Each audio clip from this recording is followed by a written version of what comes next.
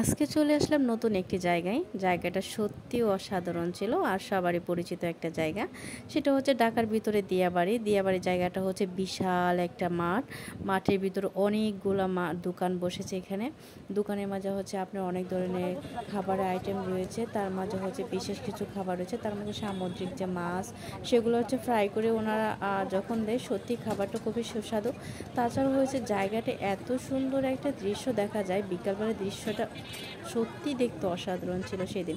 কারণ সেদিন ছিল মেঘলা আকাশ, তার মাঝে যে বৃষ্টি বৃষ্টি একটা আবহাওয়া ছিল। আর আবহাওয়াটা সত্যি অসাধারণ ছিল।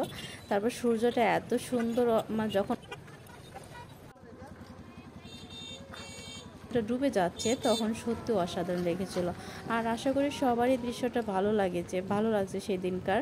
আর পরিবেশটা অনেক সুন্দর হয়ে, কিন্তু এই অল্প খরচের ভিতরে ঢাকার ভিতরে হচ্ছে আপনি চাইলেও কিন্তু আপনার পরিবার নিয়ে একবার ঘুরে আসতে পারেন।